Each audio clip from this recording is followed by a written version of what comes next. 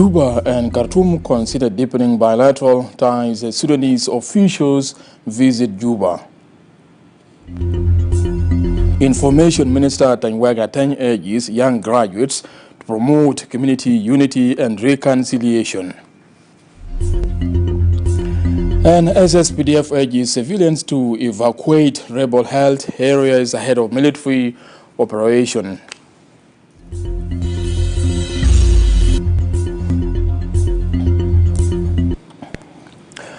Hello, good evening, and thank you for tuning in to SSBC. I am Mathian Joseph. In a major diplomatic development, Juba and Khartoum consider deepening bilateral ties as a delegation led by the Deputy Chairperson of the Sudan Transitional Sovereign Council, Malega Gar, has arrived in Juba ahead of talks focusing on strengthening trade and security cooperation for regional stability. The Presidential Advisor on National Security Affairs, Tudgalwag Manime, alongside the Minister of Foreign Affairs and International Cooperation, Mande Simaya Kumba, received the delegation at Juba International Airport. Sudanese Deputy Chairman Agar is expected to deliver a written message from the Sudanese leadership to President Salva Kiir, underscoring the ongoing efforts to maintaining the cooperation between Juba and Khartoum.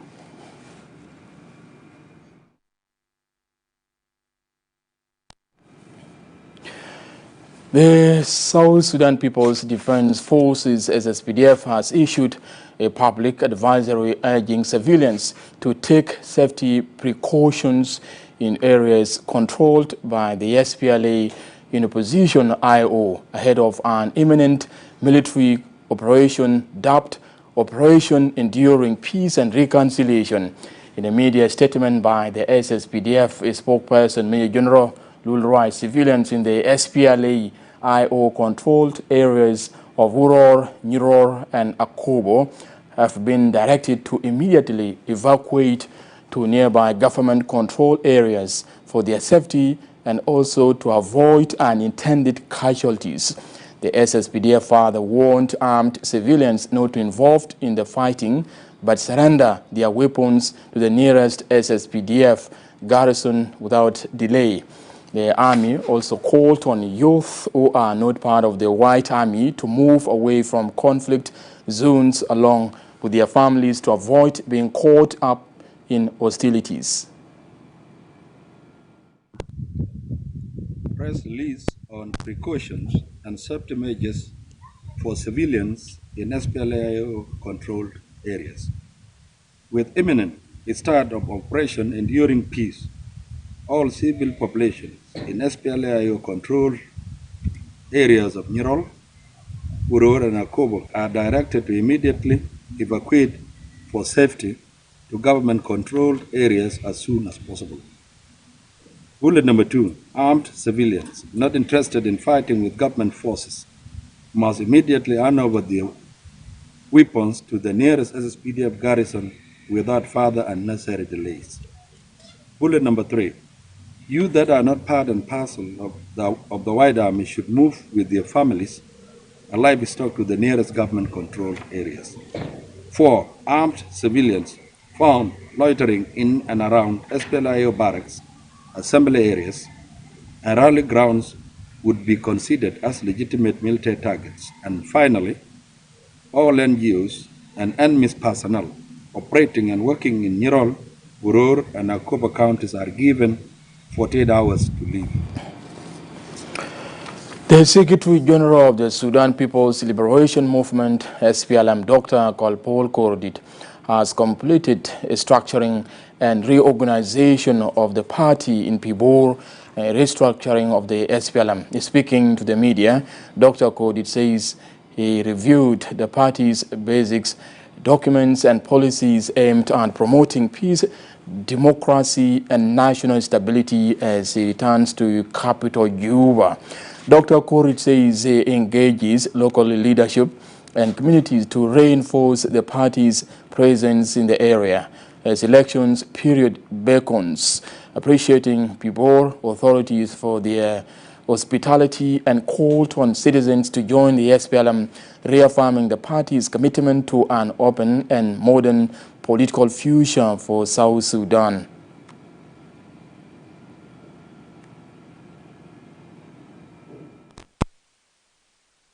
We've just come back from a visit to Greater Bibor, where we went and engaged the public, membership, and leadership of the SPLM in Greater Bibor administrative area. This is a very successful trip that we had. During the engagement, we briefed the party cadres, leaders, and members on the current political situation in the country. We also discussed with them the ongoing process of reorganization, restructuring of the SPLM, which will be embarking soon on. We'll be revisiting our basic document, review party policies, update them so that the SPLM realign with the contemporary issues. The SPLM will also be embarking on issues of peace, democracy, stability, and a new vision for state and nation building for the country. We're also going to have program for new generation, young generation, those in age 20, 18, 25, the .com generation, the AI generation. The SPLM is going to open its gates for new membership, for new cadres. We're going to embrace everybody that we want to be part of Sudan People Liberation Movement. We're going to rebrand the SPLM so that it focuses on its core mission of nation and state building. We are grateful to the people and government leadership of Greater Bibor administrative area for the warm welcome and best ever hospitality that we enjoy. The Minister of Information and ICT, Ateng Ateng, has called on the young graduates in the country to focus on building and uniting communities through their innovative ideas. Ateng was addressing an official launch of the Towing Graduates Union Executive, warning against the misuse of social media as a tool for irresponsible commentaries affecting social cohesion. SSBC's John Hogarth reports. The launch of the Towing Graduates Union has brought together intellectuals, elders, and government officials. All clamor for peace, tolerance, mutual understanding, and unity to create room for tangible development in the region. The Minister of Information, Communication, Technology, and Postal Service, Ateng Ateng, asked the graduates to concentrate on the outlook of development and prosperity in the region and in the country. He further issued a stern warning against the misuse of social media in spreading hate speech, misinformation, and divisive inclinations. A graduate must look at a bigger picture as to what is developing Towing, what is developing Bahr el Ghazal, what is developing South Sudan. This is how a graduate should be. But any graduates who can even buy munitions so that the local go and kill themselves, that one is not a graduate.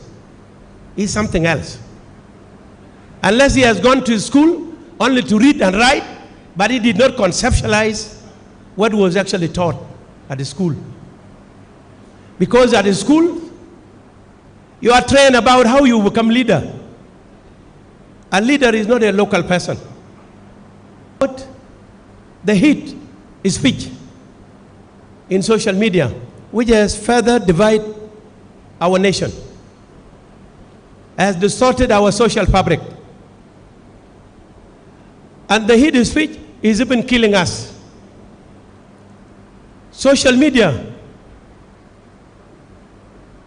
has gone what is not acceptable completely, because the public official, what is allowed by law is when you are criticizing, like for example, you are criticizing a professor in Juba University, like Deng Deng Wai.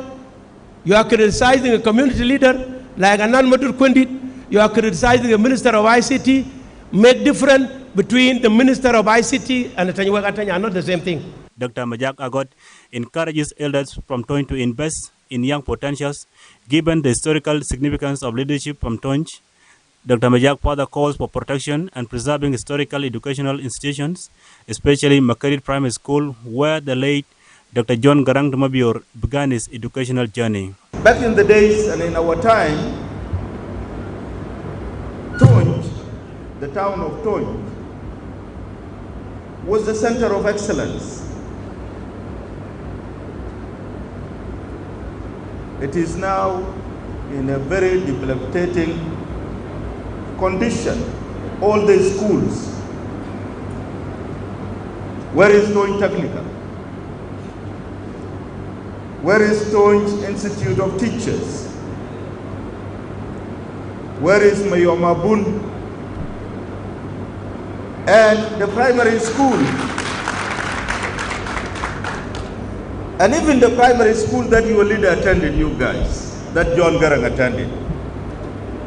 I went to Tonj in 2019 with President Salva, and I went to that school and I was shocked.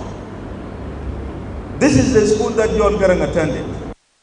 Tonj Graduate Union leaders Salva Marankon and Francis Madinchol Madwot described the goal of the union in empowering members and promoting professional skills. It should be the forum for all the Tonj graduates to empower themselves as the graduate members and plan for how they can develop their community. Tonj Graduates Union is founded in the principle of service delivery to the people of Tonj and to the people of South Sudan. It is a non-political organization. It is non-partisan. So we invite all the graduates of Tonj, wherever they are, not only in South Sudan, even in diaspora, to join us in bringing our minds together. Tonj Graduates Union now stand up to call upon intellectuals to unite the people for a common purpose of upholding development and prosperity in Tonj and in South Sudan. The call is based on the basic principle: united we stand firm, and divided we fall as a community and a citizen. Reporting for SSBC, Ogot Keun, Juba. Now, with the continuation of the social news, the Minister of Transport, Rizik Zakaria, Asen, stresses the importance of collective preservation of cultures and traditions in nurturing generations holding to integrity and humanity for national prosperity. SSBC's Martin Justin reports.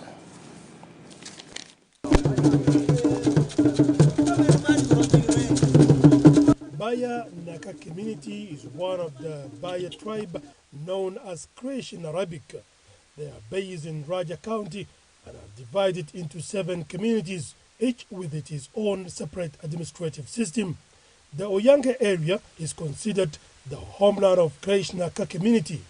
The Naka community left the area in 1947 by order of the tribal head chief Said Bandaz and settled in the area now known as Bor al-Medina, according to Naka paramount chief Muhammad Ali Said. ما زمان ده كان 1947 يا رخر بلد ده في بورو هناك كان عملنا سنة هنا نيجي زيارة في مع قبر بتاع جدنا نعمل كرامة نعمل يومين هنا نرجع تاني في محلنا وجدودنا ذاته ناس الميتين يذكر قول هنا الجماجدين قاعدين نذكرهم في عادات التقليد هناك. Colonel Mangok Wall, deputy commander of Bor al-Medina military region, appealed to the youth to rally behind their leaders and work towards development and stability.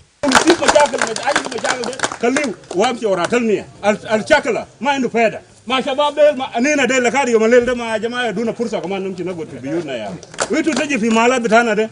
Meanwhile, the deputy governor of Western Bahar al-Ghazali state, Zakaria Joseph Garang, urged the community to preserve culture and heritage alongside developing the land of their ancestors. أنا داير أقول إنه الأصلي يا هو الأصل ما في حاجة بيحفظ تاريخك وما في حاجة بحفظك أنت غير الأصل بتاعك. حقيقة هي ده درس كبير جدا والناس يراجعوا الجزائر دي دينا الحاجات بخلينا نحن نحفظ الحاجات بتاعنا الأصلية. The Minister of Transport Rizik Zakaria Hassan pointed out the need to record history and protect it from falsification. ويانجا ده هو المرجع بتاع قسم واحد من اقسام بتاع كريش اللي هو كريش ناكا. وفي حاجات الودر ده برضه احنا بنطلب من الناس الكبار خليهم يورثوا الناس يجددوه بانه القبيله لازم يرجع للتراث بتاعه، يرجع لاساسه.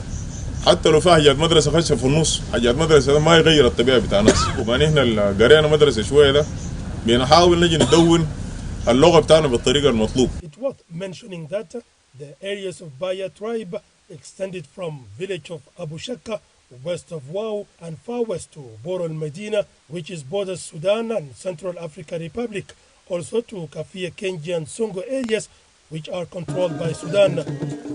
Martin Justin Paul Kose, SSBC, Bor al-Medina. Gender authorities, in cooperation with the United Nations Development Program and the Nile Consultancy for Disabilities Inclusion South Sudan, continue to equip the frontline gender-based violence workers with knowledge and skills of sign languages, as more than 80 language interpreters have benefited from the program. SSBC's Abate Simon Godo reports. Gaps in ability to communicate freely with the law enforcement agencies, particularly investigators, are serious constraints to members in the deaf community in navigating daily safety and access to justice. 14, 15, 16, 17, 18, 19, 20. The National Minister of Gender, Child and Social Welfare, Nuna Rodat, says her leadership is set to unlock limited access to interpreters and training countrywide. Our community believes that the people with disability, they have no use, but they are very, very important for us when we educate them, when we train them in various training. The Ministry of Gender and Social Welfare looks forward to continue collaboration with all partners to strengthen disability inclusion throughout the country. UNDP South Sudan Deputy Resident Representative for Programs, Silanga Tias, asserts the United Nations agencies have sketched a roadmap for expanding training programs to addressing lack of national standard in sign language. UNDP is proud to have supported this initiative technically and financially, and in close partnership with the Ministry of Gender, Child and Social Welfare, and technical inputs also from UNFPA. Our engagement also includes the support towards the establishment of a sign language unit, guiding and sustaining disability inclusive approaches across GBV and social protection services. The chairperson of South Sudan Union of Persons with Disabilities, Agustino Wudu Ilario, says the program is an attempt to familiarize and expand national sign language. Our efforts are geared towards inclusive society that is free from discrimination and exploitation from every form of GBV. It is very important to learn sign language. Despite the existence of a national inclusive education policy, educational barriers have rendered schools incapable of implementing the policy speedily. Abate Simon Godo, SSBC News.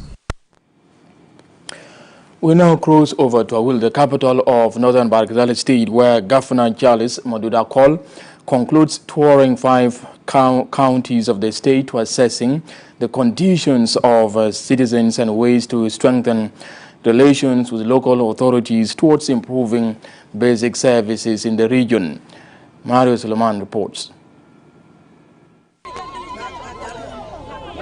Addressing the people of Awil West County, Governor Charles Maduda Kol says his administration is to work with partners to provide all basic service to the people in Awil West County. If we join our hands on how we can construct schools, we will tell you as a chief that you have to prepare bricks. Bricks is easy for chief to prepare. Most of community members can be easy for them to prepare bricks. If the community prepare bricks, we also have timbers in forests here. We have those who prepare timbers here. If you contribute with these timbers for constructing a school, this would be another big achievement. A member in the Transitional National Legislative Assembly, Akwar Gamar, describes the inspection tour as a constructive, saying it has contributed in strengthening social fabrics among local communities.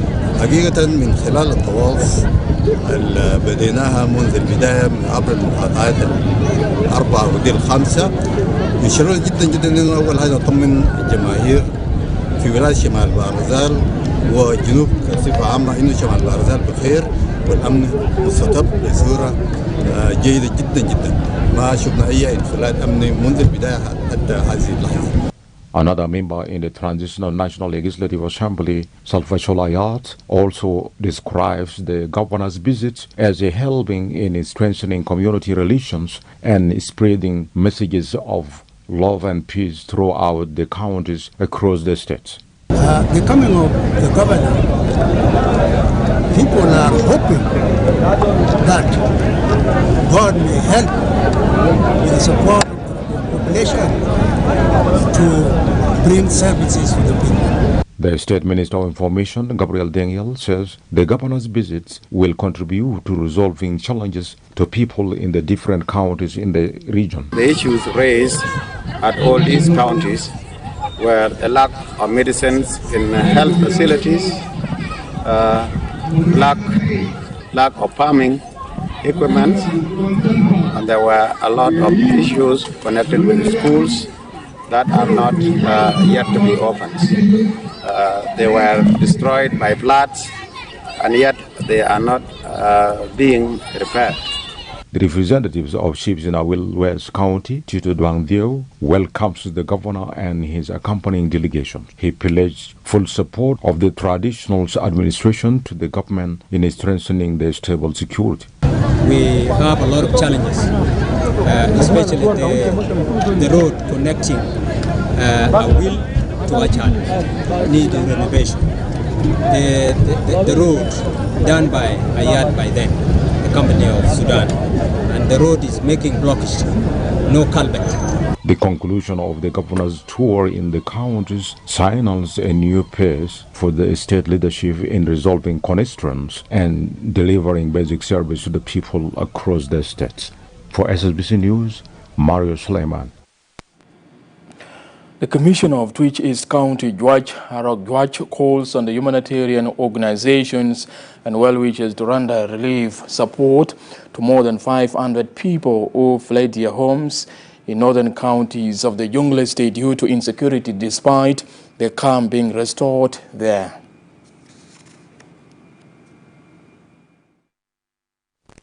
As you have seen at the background here, we have just came to visit all the IDPs that came from Jonglei, the northern Jonglei, from Guai, Duk, up to here.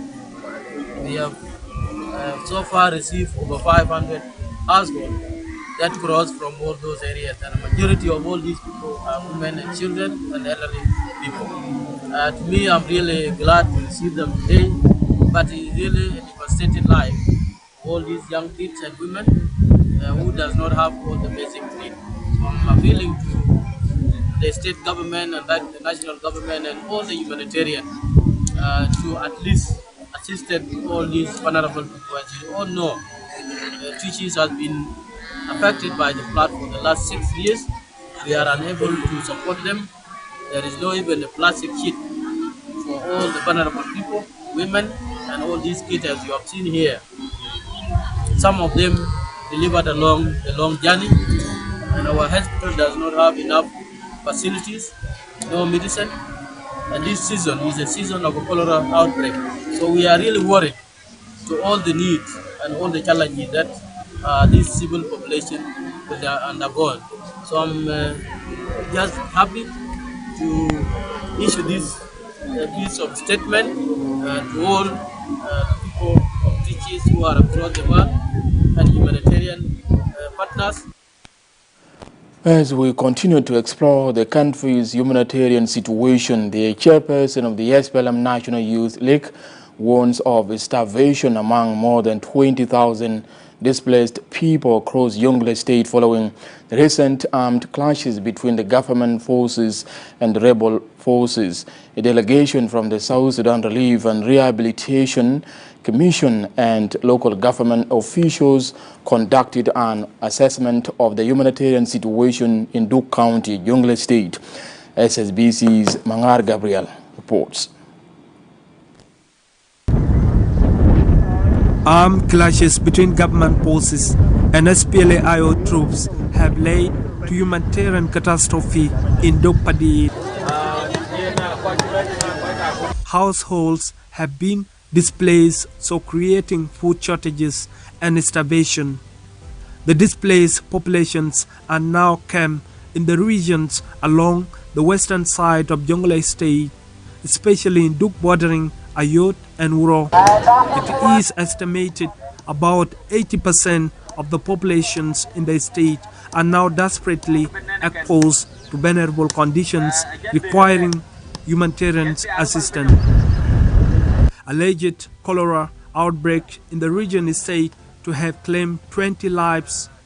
The delegation engaged with community leaders and encouraged those affected by the crisis.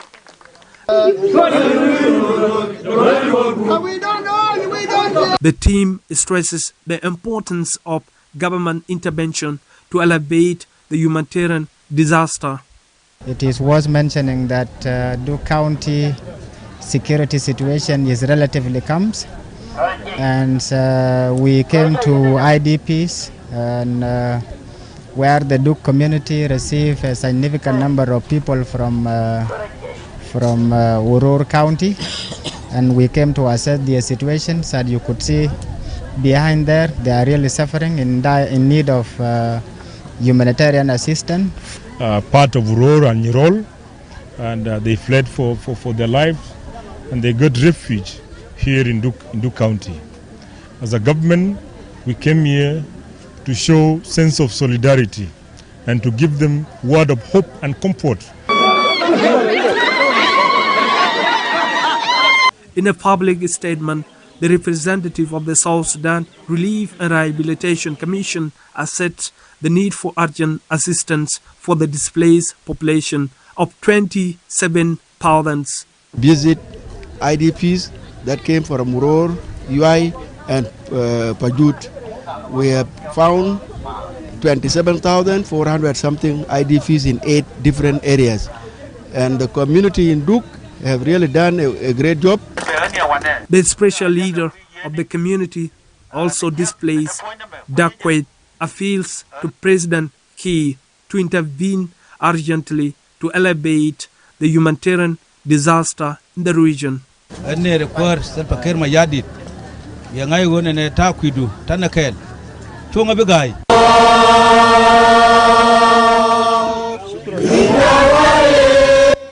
Despite their language affliction, Dinka and Nuer speakers from Duk Padia town, Pirlo, Ayueldit Pajongtong and Ponom Parnaru, who have coexisted peacefully for all their lives, are now caught in an ugly scene. These people you have seen here, they really need emergency response. They need food, they need water, they need a basic service for them. They all come across the two counties. This community accommodate them to stay here. The government is working hard to restore order and facilitate the return of displaced persons to their homes. Mangar Gabriel, SSBC, Duk Padiet County, Jonglei State. Thank you, Mangar Gabriel, for that report. Now moving on. The Vanguard community in Juba joins national efforts in appreciating President Salva Kiir for military promotions of their sons. James Cook Rai, a member of the Transitional National Legislative Assembly representing the Fangak community, and Puk Bol Par, the chairperson of the SPLM Youth League, jointly expressed their gratitude to the President for acknowledging the great contributions of Fangak community during the liberation struggle. I'm extremely happy. 2026 is one of my best years as cook, and I want to express my gratitude and appreciation to General Salva Kiir Mayardit, who had made the beginning of 2026 to be a happy year for me. And I would say Fangak as one of the area in this republic has a history. So on top of them is late Commander Yuan Kwacha. On top of them is Comrade Isaac Juetiel. On top of them, Gerald Thomas Dosgret. Ebe Jinyamano. Bejira Ude Pardo. Tana Gerald Malutin. Gerald Garcodos. Why we celebrated is because we know you. Inul Musuliya Dunagde Itabanajaw. Unana Moksutin. وبنقفوا معكم كلفة الرئيس الجمهورية وبنقفوا معك لأن عارفين عندك مسؤولية بتاعك هو برا من السياسة لكن برضو نحن قاعدين. Wildlife conservation authorities pledge to addressing poaching concerns across Jonglei State. The Director General of Wildlife Conservation in the Ministry of Wildlife Conservation, General Kamis Adiang Ding, visited Bor to assessing the progress and made by rangers in reducing significant poaching of animals besides security situation in the region. Passing through here either by motorbike or vehicle to inspect and see whether he's carrying some bushmeat or wildlife violation items. So it is meant, but we still talk to the rangers here that they should observe the human rights. You see, human rights. In any, even inspection, you don't be as if you are so rude to that person. What we are looking for items that are being poached or being killed somewhere. So we don't have any problem with that person. We just take him to the police for the investigation. And we hope we will increase more checkpoints to try to reduce the illicit trade of wildlife meat in Jonglei or Bor in specification. Now, Central Equatorial State Minister of Health, Najwa Juma, applauds the role of the South Sudan Doctors Union and their programs initiating free medical camping in Terekeka County, explaining the government's plan towards empowering medical unit in the county. The county commissioner, Dr. Emmanuel Nadu, says a medical camping contributed a lot in reducing the sufferings of the people in Terekeka County and promoting medical services in the region. Talata yom alama nusu Terekeka de ana ka commissioner Terekeka ما عندي غير إنه شكر لأن شغل له حسب معلومات بتاعي اتحاد الأطباء بتاع جنوب السودان ما ماشي أي غافلة إلا بدأ بتركيكا فليه يختاروا تركيكا أول فاحتمال إنه ربنا لما سنوا قلوبهم وإنه تركيكا يكون priority وده صلوات بتاعنا هنا إنه تركيكا يكون priority عندنا خطة بتاعنا إنه توتين تاع صحة تاع علاج يكون في تركيكا عشان كده كان حاولنا مستشفى ده حولوا له مستشفى بتاع مغاتا بس في حاجات بسيطه هيكمل فهنا بنتمنى انه دكاتره ده ربنا يزيدهم صحه ويوفر لهم حاجاتهم كلهم. It is not easy for this number of medical doctors or general practitioners, consultants and specialists to come to this very small health facility in one of the counties of Central Equatoria State. My appreciation also extended through the chairperson, Dr. Zakaria Ajak, to all the members of the South Sudan Medical Council. والليلة اليوم الثالث للغافلة بتاعتنا، نحن سعيدين جدا إنه قدرنا نكمل ال3 يوم عشان نساعد أهلنا في تركيكا. وفي اليوم الأول شفنا 500 عيان، واليوم الثاني شفنا 1200 عيان، ويوم الليلة شفنا 1400، يعني التوتال كله بصل 3000 وحاجة. وده واحد من التارجت اللي كان كنا من الأول مستهدفينهم. الغافلة كانت تشمل تخصصات كثيرة، منها الجراحة العامة والعظام والباطنية، نساء وتوليد، جلدية. In sport news, a moment of national pride for South Sudanese kickboxing. The national team, known as the Freedom Team, delivered a powerful performance at home, defeating their Ugandan rivals in a friendly competition held at the Nyakron Cultural Center in Juba. The home team secured a convincing victory, winning 4 matches in the men's category and 1 in the women's category. SSBC's Abraham Felix reports. The South Sudan Freedom Kickboxing team emerged victorious in a friendly competitions against Uganda, winning 5 matches held on Saturday at Nyakron Cultural Center. The home secured 4 wins in the men's category and 1 in the women's category, marking a decisive performance. Master Coach Puru Okelo of the South Sudan Kickboxing Federation praised the team efforts, calling the win a significant achievement for the nation. I'd like to thank all my team, the guys who really work hard. They put us to this stage, and they brought fire in them every time they are here. And I'd like to thank Ugandan team for being with us and putting all this hard work. Majok, you shown us today some good moves, and John as well. So easy, too bad your opponent did not come, but you guys are doing wonderful. I know you guys are sweating with me every day in the gym. That shows a big commitment and a big dream come true. Despite the loss, Uganda coach Lomana Josiah praised the event for its spirit of unity, saying the competition strengthened ties between the 2 countries. We are very happy today for showcasing our skills as usual, and I'm happy that every time we see some growing up and a movement.